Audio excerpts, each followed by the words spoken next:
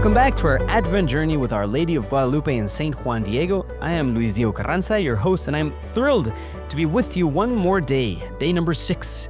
Wow, we're still reflecting on how, this first apparition just packs so much.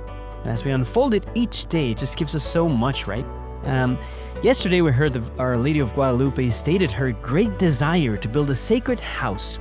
And today, she will give specific instructions to Juan Diego to present this request to the bishop. Now let's listen to the segment of the Nican Mopowa for today.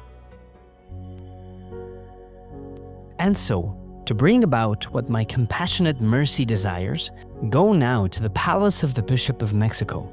Tell him that I send you, that I greatly desire that he provide for me here a house, a temple on this plain. Tell him everything you have seen, everything you have marveled at, all that you have heard. And be assured that I will be most grateful. I will reward it. For truly I will enrich you. I will glorify you. And from this, you will earn the merit of my recompense for the toil and service for which you go to present this mission on which I send you. Now, my little son, you have heard my breath, my word. Go then, and do what is within your power.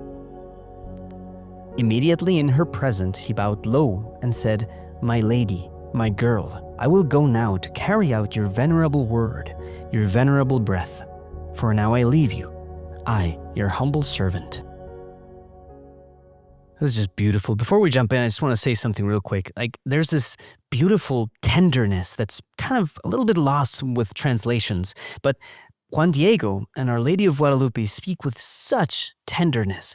It's like, I don't know, such this cute little conversation going on, because they always refer to themselves as, my little beautiful son, and he's like my girl, my queen.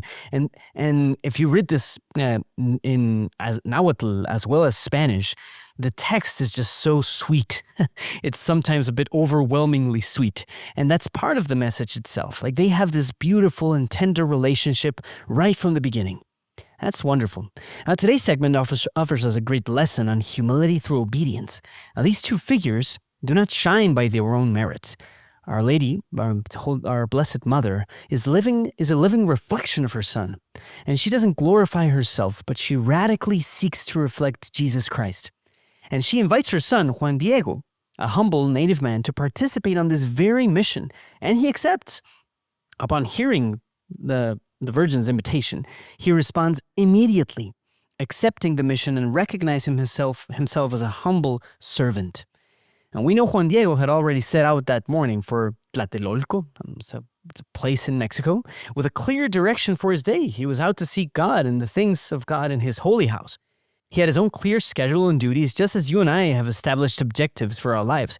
And I think it was day 4 when we made that list of what were the main goals in your life. But it is in the middle of that path, knowing what you want. Okay, right in the middle of that, the divine narrative intercepts him and invites him to participate in something greater than himself.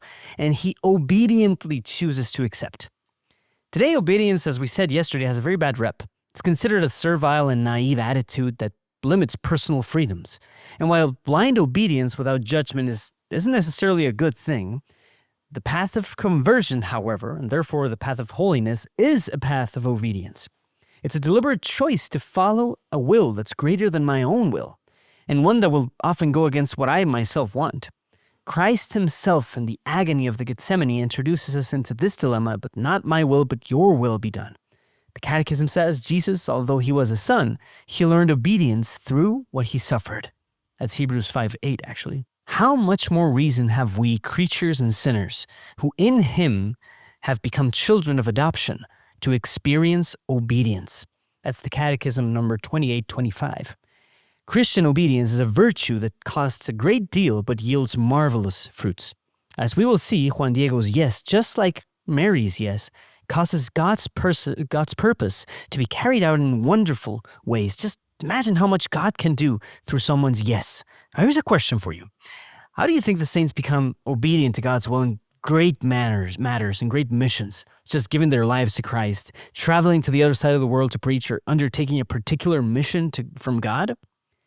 Well, this obedience in the great things is sustained by a structure of little obediences that they expose themselves to day after day, preparing their souls for great moments.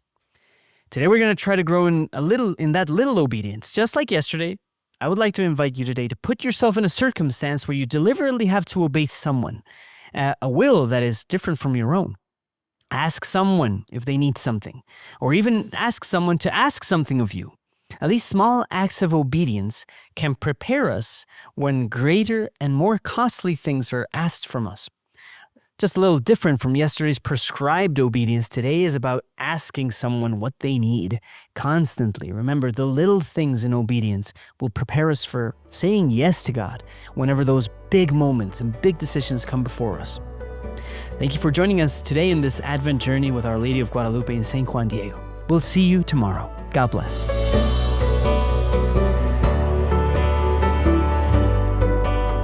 This podcast is brought to you by Juan Diego Network, a project by Juan Diego and Friends Incorporated, a nonprofit seeking to attract people on the internet to in-person Christian community and the sacraments.